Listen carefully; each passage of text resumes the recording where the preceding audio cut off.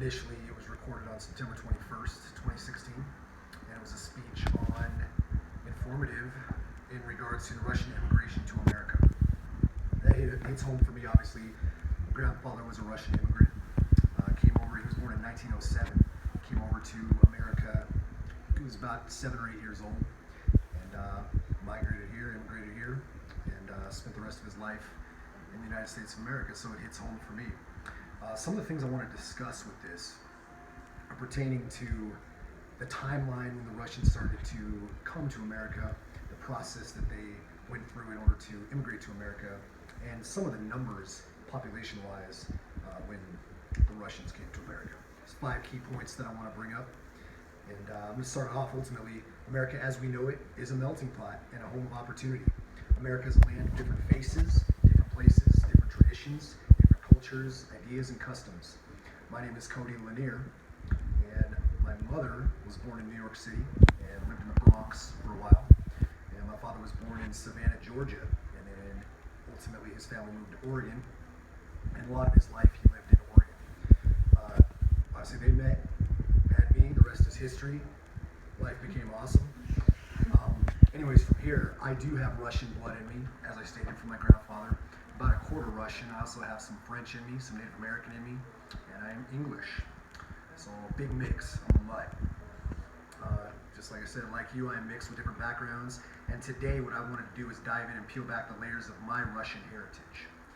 And I want to discuss the push and pull elements of Russian immigration from who migrated to Russia. First, the cholera epidemic in Russia, the American industrial era, Russian immigration and its correlation with World War I, as well as Russian immigration today by breaking down that flow and statistics of Russian immigration over the past 15 years. So, first point I wanted to bring up is who immigrated from Russia first. According to the Library of Congress, in an article discussing Russian immigration, it was stated that the first Russians to come to U.S. territory didn't even have to leave Russia to do so. That in the 18th century, Russian explorers traveling from Siberia discovered Alaska and claimed it as possession to their emperor. The first Russian settlement was in 1784, and the majority of the people that lived there were fur traders, and they founded that trading post throughout the territory, all throughout that territory. That is per www.loc.gov. The fur traders saw this move as a very lucrative opportunity. Clearly, there's a lot of wild game in Alaska, so they thought there was a lot of money to be made there. The Alaskan Purchase, according to a Russian immigration article found at immigration.info, was made due to the fact that Russia failed to discover any significant natural raw materials. Per the same article, on March 30th, 1867, America signed a treaty with Russia, purchasing the Russian-American territories consisting of a little under 590,000 square miles, and they purchased that for $7.2 million. And that was during the period of time that Tsar Alexander II was in power. And at the time of the purchase, there were only 800 Russians in that Alaskan territory region. Not all of the transitions from Russia to America came this simple and lucrative for the country. Another point I wanted to talk about is the cholera epidemics and riots in Russia. There were environmental and political factors that pushed Russian immigration as well. According to a journal of social history, the Russian cholera epidemic of 1892 going into 1893 and medical professionalization, it states that cholera epidemics of the 19th century produced disaster and devastation, and also valuable historical evidence. Russia was included in this epidemic. During the 1800s and the early 1900s, cholera became very prevalent in Russia before modern water and sewage treatment systems existed. Due to this predominance, riots erupted during the years 1830 and 1831, as anti-cholera incentives were not taken by the Russian government, and due to the lack of attention, there was a destructive cholera outbreak in 1848. That outbreak took 3 million lives in that single year alone. Because of this environmental factor, it pulled Russian immigrants to flee to America to escape death and to seek new life and safety with the reduced fear of disease. Despite the negative environmental and political factors that influenced Russia immigration to America, there were economic factors that pushed Russian immigration to America as well. The third main point I wanted to talk about is according to an article found on immigration.info, again, as I stated above, the Second Industrial Revolution centered on steel, oil, and electricity, and it required vast amounts of unskilled labor to man the factories in America. This took place in the early 1800s. Russian immigration flourished in America due to this industrialization, which sparked a boom of economic and industrial growth. The Age of Steel brought new technology and inventions that interchanged steam power with electric power. New American businesses encouraged Russian immigration as a source of cheap labor.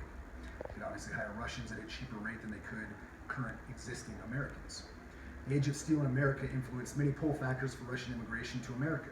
The economic factor of the Second Industrial Revolution gave Russians many opportunities to build a new life and to gain new employment for Americans and Russian immigrants the same.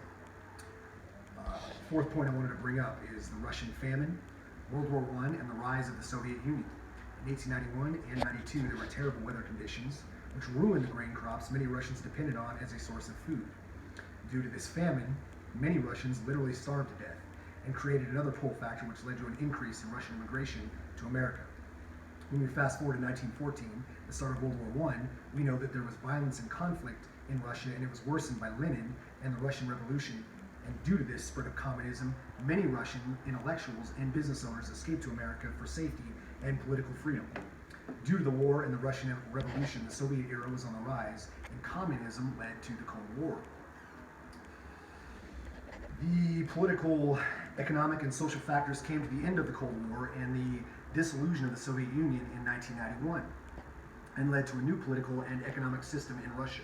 This transition allowed for Russian immigrants to be reunited with their families in America and to enjoy the opportunities available in America.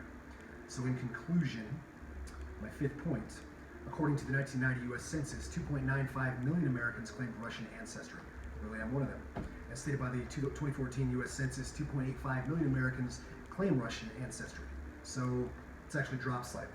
It is also said, according to Ancestry.com, that almost half of the Russian newcomers from between 1880 and 1910 put their roots down in New York City, Boston, and Chicago. In conclusion, we all come from somewhere. We all have a story. It isn't until we learn where we come from that we have a greater appreciation of who we are. America was created and developed into a melting pot despite epidemics, famine, war, politics, economic injustice, and environmental factors in America, and it is a land of different faces, different places, different traditions, different cultures, ideas, and customs, and we should be proud of that. And a couple things I wanted to point out, a couple visual aids, if I may. This picture here is obviously Russian immigration to America. This is them potentially coming over to America. This is once they are in America, some of the farming things that they did, obviously how they handled their crops, and this is once they were in America, kind of different neighborhoods and things like that they would set up in New York City. Anyways, I hope you enjoyed the speech. I'll wrap it up really quickly. Again, hope to see you soon. Thank you.